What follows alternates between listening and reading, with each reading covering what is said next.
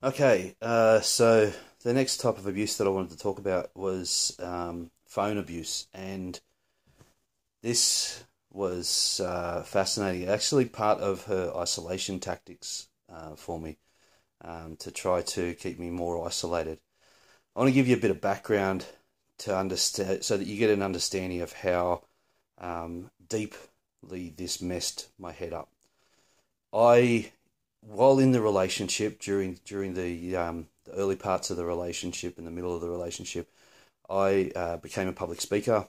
I was a workplace assessor and trainer.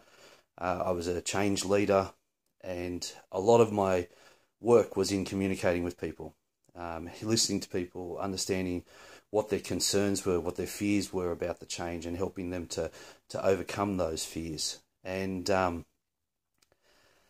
so, phone abuse. What was it? It started off as she didn't feel comfortable to make the phone call to wherever. Could I make the call? Loving husband, yeah, okay, no worries. So I'd make the phone call. I'd ask the right questions. I'd get the information. You can already hear it coming back a little in my voice. Yeah, no worries. So click, hang up, and I'd relay the information. And then she'd ask a question that was like really left field, something I'd not considered. And I'd be like, oh, I don't know. What do you want me to do? I'll ring them back. Okay. Can you stay here and I'll get the information. And then if you've got any other questions, you know, then you can ask me and I can relay it. And so I'd ring them back, and she would make herself scarce. So I'd ask the question, I'd get the information, and then I'd be like, okay, okay, thanks very much. Click, pass on the information. Bang, another question, and all the while there were these bits of subtly put, and to start with, it was done in a jovial sort of way. Oh well, you should have thought of that. You always forget things. It's like, no, you didn't ask me that question. I didn't forget anything, but I trusted her. And so it got to a point where she'd ask me to make a phone call, and my brain would go into panic mode because I'd have to make a phone call.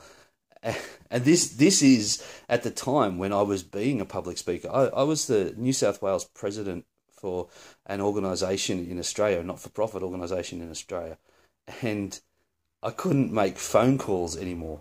And how much preparation I had to do just to make a phone call for myself started to increase. I'd write down lists and lists of the questions and what if scenarios. It's like, phew.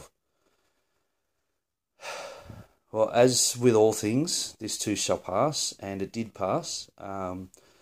It was when I started working in physical therapies, and the boss asked me to answer the phone and to take client bookings.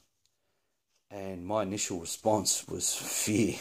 And it was good because my boss had been through some shit himself, not in the same way. And even though he didn't understand what I was going through, he did accept that it was obviously triggering for me. And hey, I can now make phone calls. I can receive phone calls. I don't freak out when my phone rings anymore. Used to for a long time. Wherever you're at in your journey, remember, this too shall pass.